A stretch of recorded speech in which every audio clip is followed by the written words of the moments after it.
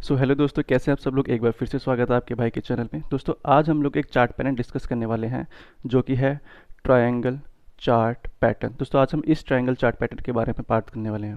देखो पहले हमने जो बात करी थी ना, वो हमने बात करी थी रिवर्सल चार्ट पैटर्न के बारे में। पहले जो हमने जो वीडियोस बनाई हुई हैं वो हमने रिवर्सल चार्ट पैटर्न के बारे में बात की हुई है। रिवर्सल चार्ट पैटर्न दोस्तों क्या होता है, मैं थोड़ा सा बताता हूँ। अगर मार्केट ऊपर की तरफ जा रहा है और उसमें वहाँ पे अगर कोई रिवर्सल चार्ट पैटर्न बन जाता है तो मार्केट नीचे की तरफ आना शुरू हो जाता है। तो ये ट्रेंड रिवर्सल के बारे में हमें बताते हैं रिवर्सल चार्ट पैटर्न, जो हम डिस्कस कर चुके हैं। और हमने अब स्टार्ट किया है अपना कॉन्टिन्यूएशन चार्ट पैटर्न। मतलब कि जहाँ से कॉन्टिन्यूएशन चार्ट पैटर्न क्या होते हैं, मान लीजिए मार्केट यहाँ से ऊपर जा रहा है और यहाँ पे हमारे पास में एक कॉन्टिन्यूएशन कोई भी चार्ट पैटर्न बन गया, बहुत सारे होते हैं, आज हम ट्रायंगल डिस्कस करेंगे। तो यहाँ से मार्केट ऊपर जाना शुरू हो जाएगा और अगर मार्केट डाउन ट्रेंड में है तो यहाँ पे हमारे पास अगर कॉन्टिन्यूएशन चार्ट पैटर्न बनता है तो मार्केट नीचे ही जाता है। मतलब कि ट्रेंड जो है ना, वो अपना जो ट्रेंड है वो कंटिन्यू ही करता है, इसलिए हम इसे कॉन्टिन्यूएशन चार्ट पैटर्न करते हैं। अगर अप ट्रेंड है तो अप ट्रेंड ही जाएगा, डाउन ट्रेंड है तो डाउन ट्रेंड ही जाएगा। ठीक है, तो इससे हमें थोड़ा सा कंफर्मेशन मिल जाता है कि अगर हमारे पास कोई भी डाउन ट्रेंड या अप ट्रेंड चल रहा है और ये चार्ट पैटर्न बन रहे हैं हमारे पास में, तो इसका मतलब ये है कि मार्केट वहाँ से ऊपर ही जाएगा। ये हम थोड़े से श्योर हो जाते हैं और फिर हम अपना ऑर्डर प्लेस वहाँ पे कर देते हैं, अपना ट्रेड ले लेते हैं। तो ठीक है दोस्तों, आज हम ट्रायंगल चार्ट पैटर्न के बारे में ही डिस्कस करने वाले हैं। देखो ट्रायंगल चार्ट पैटर्न जो होते हैं ना, बेसिकली तीन टाइप के होते हैं। एक तो होता है सिमेट्रिकल चार्ट पैटर्न, दूसरा होता है असेंडिंग चार्ट पैटर्न और तीसरा होता है डिसेंडिंग चार्ट पैटर्न। सबसे पहले दोस्तों हम बात कर लेते हैं अपना सिमेट्रिकल चार्ट पैटर्न के बारे में। देखो मान लीजिए कि मार्केट जो है यहाँ से ये हमारे पास में एक टैप ट्रेंड है। मान लीजिए यहाँ पे जो हमारे पास दोस्तों है ना, वो यहाँ पे हमारे पास में एक अप ट्रेंड चल रहा है। ठीक है, अब इस अप ट्रेंड के चलते यहाँ पे मार्केट क्या होता है, थोड़ा सा नीचे आता है और उसके बाद फिर थोड़ा सा ऊपर जाता है। देखो अगर यहाँ पे जो अप ट्रेंड कंटिन्यू करता है तो इसको यहाँ से नीचे जाने के बाद थोड़ा सा और ऊपर जाना होता है। तो मतलब कि अप ट्रेंड जो है कंटिन्यू कर रहे हैं, लेकिन ऐसा नहीं हुआ है। अप ट्रेंड यहाँ पे थोड़ा सा नीचे आया, फिर यहाँ पे थोड़ा सा फिर ऊपर गया, फिर उसके बाद फिर थोड़ा नीचे आया, फिर थोड़ा ऊपर गया। मतलब कि मार्केट जो है अब यहाँ पे अगर आप देखें तो एक रेजिस्टेंस ले रहा है, एक तरीके का रेजिस्टेंस ले रहा है। यहाँ पे हम देख सकते हैं, देखो यहाँ पे जो है मार्केट थोड़ा सा यहाँ पे एक रेजिस्टेंस ले रहा है। ठीक है, और नीचे की तरफ अगर हम देखें तो यहाँ पे मार्केट अपना सपोर्ट ले रहा है। तो ये जो मार्केट ऊपर रेजिस्टेंस ले रहा है ना, इसको हम बोल देंगे ये हमारे पास में एक रेजिस्टेंस लाइन है, या फिर हम इसको बोल देते हैं अपर ट्रेंड लाइन है, अपर ट्रेंड लाइन है। और ये जो नीचे हमारे पास में इसको ये हम बोल देते हैं कि ये हमारे पास में सपोर्ट लाइन है। मतलब कि ये यहाँ पे हमारे पास जो है, जो मार्केट है वो सपोर्ट ले रहा है।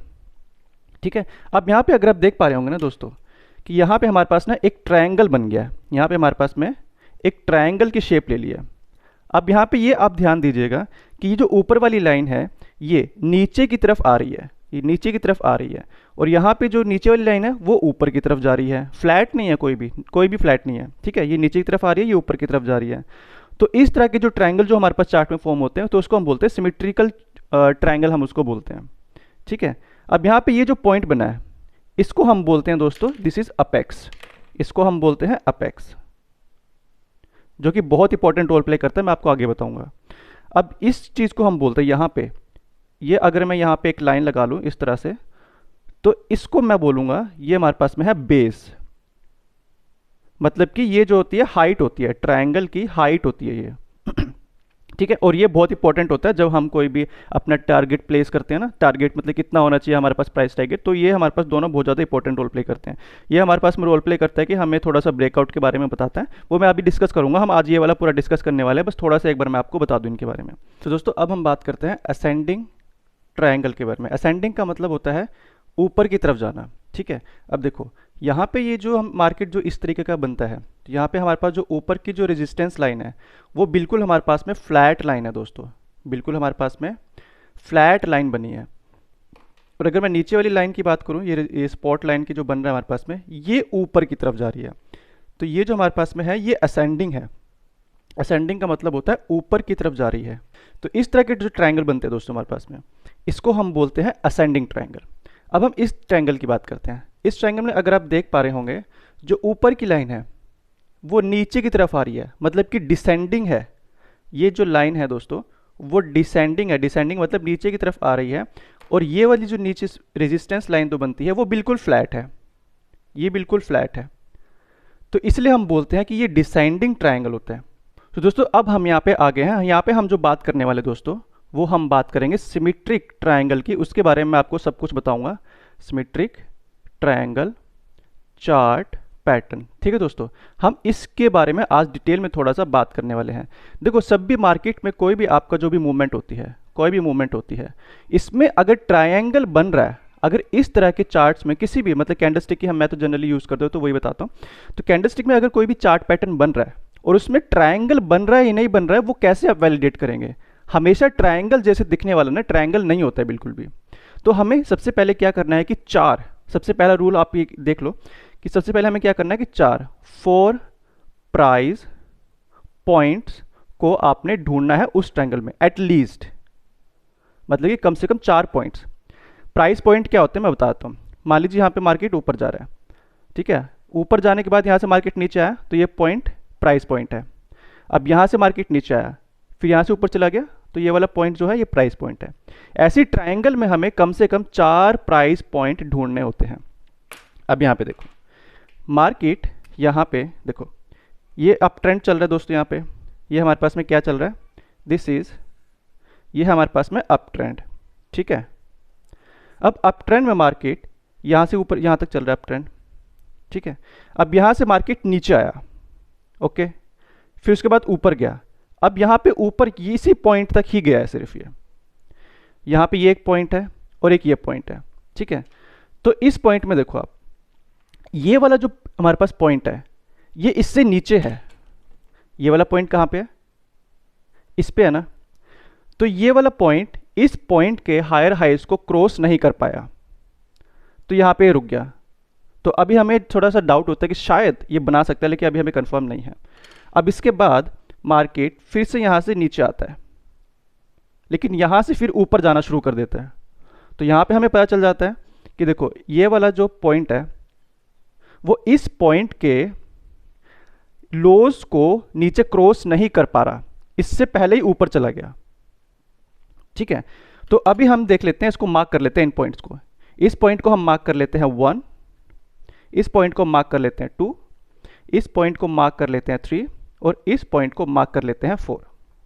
अब दोस्तों हमारे पास यहाँ पे 4, 1 2 3 4, कम से कम 4 प्राइस पॉइंट हमें मिल चुके हैं।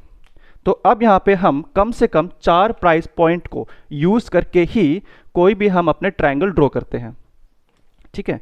तो अब यहाँ से हम लोग ट्रायंगल को ड्रॉ कर लेंगे। एक ट्रायंगल की एक लाइन लगा लेंगे कुछ इस तरीके से, और नीचे से भी हम यहाँ पे एक ट्रायंगल की लाइन लगा लेंगे। अब यहाँ पे हमारे पास में एक ट्रायंगल बनता हुआ दिखाई दे रहा है, जैसे कि हमने पीछे डिस्कस किया था। अब यहाँ पे देखेंगे, ये वाला पॉइंट हमने क्या बोला था, this is called apex. Apex का बहुत बड़ा रोल होता है, मैं बताऊंगा अभी। और ये वाली जो लाइन है हमारे पास में, ये जो लाइन है, इस लाइन को हम बोलेंगे दिस इज कॉल्ड बेस। और बेस हमें क्या बताता है, ट्रायंगल की हाइट के बारे में बताता है कि ये जो ट्रायंगल की है हाइट कितनी है। अब दोस्तों ऐसा जरूरी नहीं है कि 4 प्राइस पॉइंट ही होते हैं, कुछ ट्रायंगल ऐसे भी होते हैं जिसमें 6 प्राइस पॉइंट्स भी होते हैं। जैसे कि पहले तो ये 1, ये 2, ये 3, ये 4, ये 5, 6, 1 2 3 4 5 6, मतलब कि कुछ ट्रायंगल में 6 प्राइस पॉइंट्स भी होते हैं, 6 प्राइस पॉइंट्स भी होते हैं, और कुछ में 4 भी होते हैं। लेकिन 4 जो होते हैं ना दोस्तों, 4 मिनिमम होते हैं, कम से कम इतने 4 पॉइंट तो हमारे पास में होने चाहिए, ठीक है। देखो अब हम बात करते हैं कि इसकी टाइम लिमिट क्या है, ट्रायंगल की जो है ना वो दोस्तों, वो टाइम लिमिट क्या है, कितनी टाइम लिमिट में बनना चाहिए। अब देखो यहाँ से जो प्राइस है, यहाँ जो प्राइस है, अब क्या करेगा, अब ये मान के चल रहे हैं कि इसमें 4 ही प्राइस पॉइंट है, तो यहाँ से ऊपर जाएगा। ऊपर जाने के बाद क्या होगा, या तो ये ब्रेकआउट देगा, यहाँ से ब्रेकआउट देगा या तो, ठीक है, या तो फिर क्या करेगा, नीचे की तरफ आ जाएगा, या तो नीचे की तरफ आ जाएगा। तो हमें क्या ध्यान रखना है कि ये जो अपेक्स है, इस अपेक्स पे ये प्राइस पॉइंट इस तरह से पहुंचने से पहले ब्रेकआउट दे देना चाहिए, इतना ध्यान रखना है। सबसे पहले मैं बताता हूँ, देखो यहाँ से लेके ट्रायंगल के यहाँ तक का जो होता है, इसे हम बोलते हैं ये विड्थ है ट्रायंगल की, विड्थ ऑफ ट्रायंगल। इतनी हमारे पास में चौड़ाई है ट्रायंगल की। अब जितनी भी ट्रायंगल की चौड़ाई होती है उसके कम से कम 50% से ज़्यादा, 50% से ज़्यादा, लेकिन 75% से कम से पहले उसको ब्रेकआउट दे देना चाहिए। मतलब कि अगर ये पूरी हमारे पास में है तो यहाँ तक मान लो कि 50% हो गया, ये हमारे पास में, या मान लो ये 75% हो गया। तो मतलब कि मार्केट को यहाँ से पहले और इसके बाद, मतलब कि इसके बीच में कहीं ना कहीं इसको ब्रेकआउट दे देना चाहिए या फिर ब्रेक डाउन दे देना चाहिए, तभी इसको हम रियल मानेंगे, नहीं तो उसकी स्ट्रेंथ जो होती है वीक मानी जाती है। अगर और दूसरी बात ध्यान रखनी है, अपेक्स पे पहुंचने से पहले, इस पॉइंट पे पहुंचने से पहले इस ट्रायंगल के चार्ट को, प्राइस को ब्रेकआउट या ब्रेक डाउन दे देना चाहिए। ये हमें हमेशा ध्यान रखना है।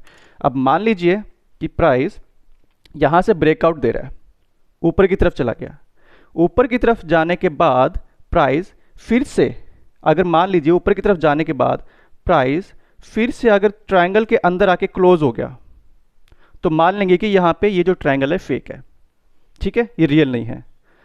और दूसरा हमें ध्यान रखना है कि जब ये ब्रेकआउट हो चुका है, सॉरी मेरा मार्कर नीचे गिर गया यार, ट्रायंगल के बाहर ब्रेकआउट देने के बाद इसको यहीं पर ही क्लोज होना है, कैंडल को क्लोज होना है। कभी कभी होता है कैंडल ऊपर की तरफ जाती है लेकिन क्लोज नीचे होती है ट्रायंगल के अंदर, तो वो फेक माना जाता है।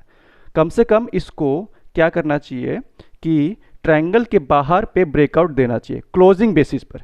यहाँ पे इसने ब्रेकआउट दे दिया, ठीक है। अब दूसरी बात क्या ध्यान रखनी है, कभी कभी प्राइस होता है वो वापस से इस लाइन पे जाएगा, हमारी इस रेजिस्टेंस लाइन पर जाता है रीटेस्ट करने के लिए, उसके बाद फिर से ऊपर की तरफ प्राइस मूव करना शुरू करता है, ठीक है। तो अब यहाँ पे ये देखिए, जो हमारी ये वाली लाइन पहले रेजिस्टेंस की तरह काम कर रही थी, वो यहाँ पे अब किसकी तरह काम करना शुरू कर दिया, इसने सपोर्ट की तरह काम करना शुरू कर दिया। अब प्राइस क्या होगा, अगर आएगा तो दोबारा फिर से नीचे आएगा, लेकिन इससे टकराने के बाद, सपोर्ट लेने के बाद फिर से ऊपर चला जाएगा। ठीक है दोस्तों, यहाँ पे चीज़ समझ में आ गई। मैं एक बार फिर से बताता हूँ, ट्रायंगल के लिए क्या होना चाहिए, कम से कम 4 प्राइस पॉइंट्स कम से कम हमारे पास होने चाहिए।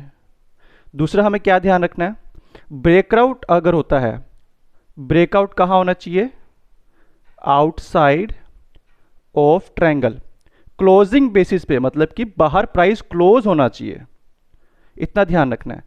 अगर जो प्राइस वापस से बाहर जाने के बाद ट्रायंगल के अंदर क्लोज हो गया है, तो इसका मतलब है कि ट्रायंगल की स्ट्रेंथ बहुत वीक है और जैसा हम सोच रहे हैं शायद वैसा अब नहीं होने वाला है। अब हम बात करते हैं वॉल्यूम की। देखो ट्रायंगल के इस मूवमेंट तक जब तक प्राइस मूवमेंट चल रही है, तब तक क्या होता है कि जो वॉल्यूम जो है वो लो रहनी चाहिए ब्रेकआउट से पहले तक, ठीक है। ब्रेकआउट से पहले तक हमारे पास में जो वॉल्यूम है लो रहनी चाहिए, लो वॉल्यूम रहनी चाहिए। लेकिन जैसे ही ब्रेकआउट होता है, ब्रेकआउट पे टाइम पे वॉल्यूम को बढ़ना चाहिए। यहाँ पे हमारे पास में क्या हो गया, वॉल्यूम देख लो बढ़ रही है। अब वॉल्यूम जब बढ़ रही है तो उसके बाद यहाँ पे रीटेस्ट हो रहा है, रीटेस्ट के टाइम पे वॉल्यूम जो है कम हो जानी चाहिए, और फिर से जब प्राइस ऊपर जाता है तो फिर से वॉल्यूम हमारे पास में बढ़नी चाहिए। ये चीज़ हमें ध्यान रखना है, जब तक ट्रायंगल के अंदर प्राइस मूवमेंट चल रही है तो वॉल्यूम लो होनी चाहिए, ब्रेकआउट के टाइम पे हाई होनी चाहिए। लेकिन अगर प्राइस रीटेस्ट होता है तो फिर से हमारे पास वॉल्यूम लो होनी चाहिए, और रीटेस्ट के बाद अगर मार्केट ऊपर जाता है तो वॉल्यूम उस टाइम पे हमारे पास में यहाँ पे हाई होनी चाहिए। ये हमेशा हमें ध्यान रखना चाहिए, हमारे पास में वॉल्यूम पैटर्न होता है हमारे पास में दोस्तों, this are the volume pattern हमारे पास में। दोस्तों अब हम बात करते हैं कि टारगेट कितना होना चाहिए आपका। टारगेट के लिए ना दोस्तों हमारे पास में दो मेथड होते हैं, ठीक है। पहला मेथड हमारे पास में क्या है, हमने जो बेस हाइट मेंशन की थी ना, ये जो बेस हमने लगाया था, बेस की हाइट, जितनी हाइट ये है उतनी ही हाइट हम यहाँ से, जहाँ से ब्रेकआउट हुआ है, उठाकर ऊपर की तरफ रख देंगे। मतलब कि प्राइस यहाँ से जितना यहाँ पे मूव किया है वही ब्रेकआउट के पॉइंट से ऊपर वो मूव करना चाहिए। पहला मेथड तो हमारे पास में ये होता है। दूसरा मेथड क्या होता है कि आपको इसकी हाइट नापनी है। हमने यहाँ पे इसकी हाइट ले ली, इतनी थी, और इतनी हाइट हम उठाएंगे और इस लाइन के पैरेलल यहां पे लगा देंगे। पैरेलल मतलब कि जितनी हाइट हमने यहां पे लगाई थी यही सेम लाइन उठा के यहां से यहां पे लगा देंगे, मतलब कि इन दोनों लाइन के पैरेलल होना चाहिए। तो ये हमारे पास में दूसरा मेथड होता है। ये हमारे पास में चैनल बन गया, मतलब कि प्राइस जो है अब इस चैनल के अंदर मूव करेगा यहां तक कम से कम। तो ये हमारे पास में चैनल मेथड दूसरा मेथड होता है।